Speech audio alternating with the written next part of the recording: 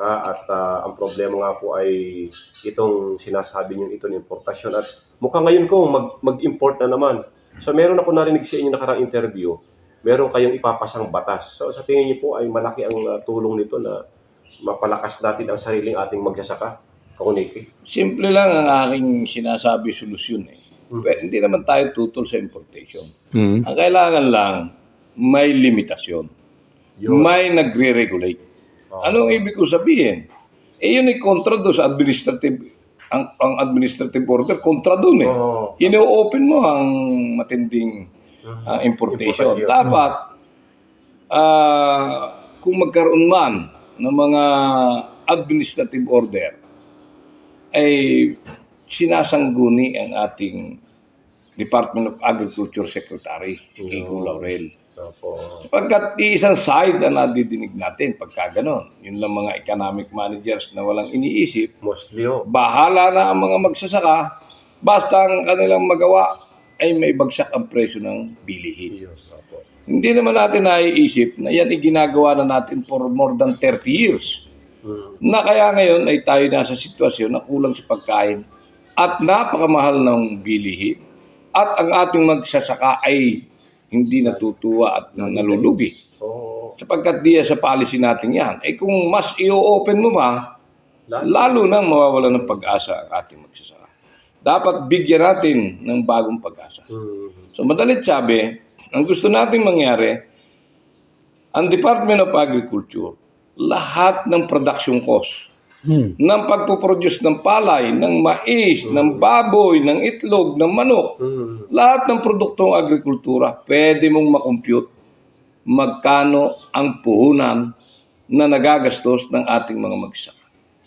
Pag nakuha mo yung puhunan, alam mo na pagka bumaba ang farm gate price doon sa puhunan, sigurado lugi ang ating magsasaka.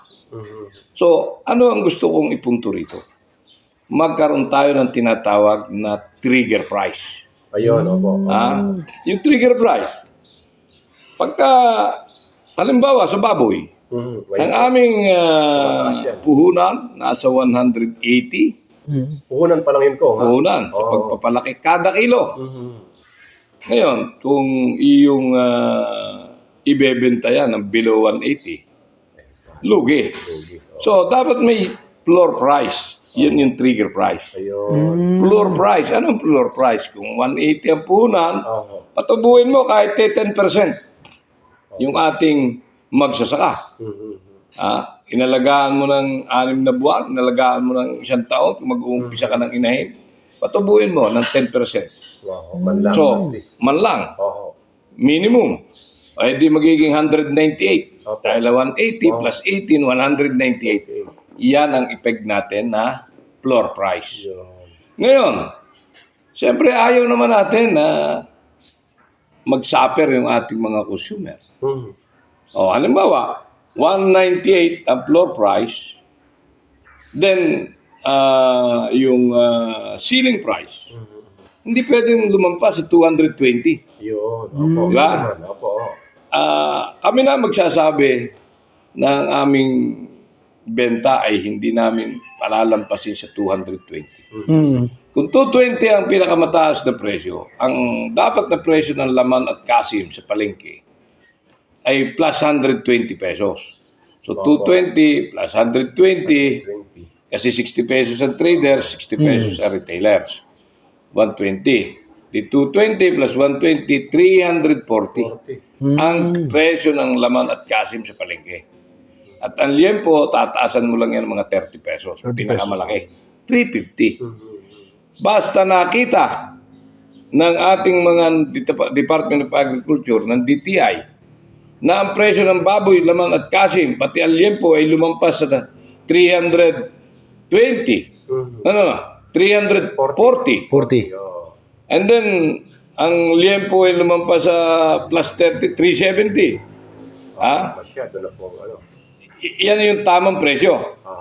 Kung gano'n na ang farm gate price, 220. Ang gagawin ng Department of Agriculture, maglalagay ng suggested retail price sa mga palengke, pati ang DTI. Pagka nakakita na nagbebenta ng retailers na sobra doon sa suggested retail price, abay, tingnan mo, imbestigahan mo.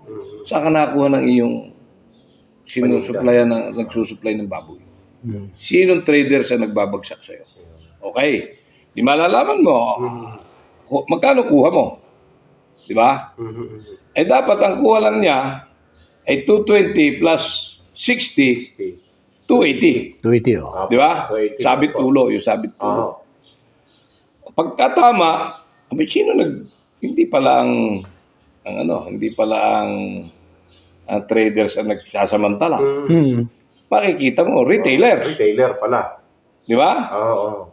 Ngayon, pag sinabi ang benta ng traders, yung nagbibiyahe ng baboy, yung sabit ulo, ay binenta niya ng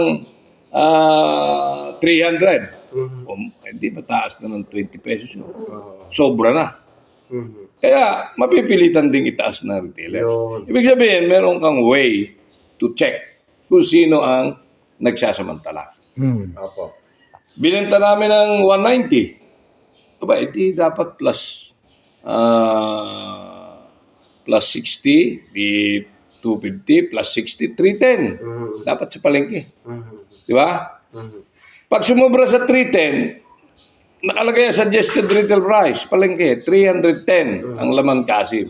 May nagbenta ng 320, nagbenta ng 340. Tanungin mo yung retailers.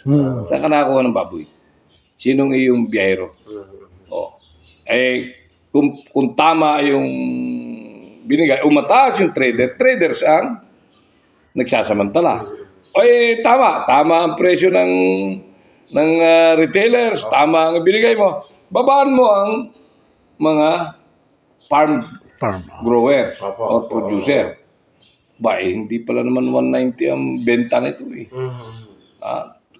Sumobra pa sa 220, 230 na eh. Talagang, ibig sabihin, nagsasamantala naman yung mga farm producer. Apo.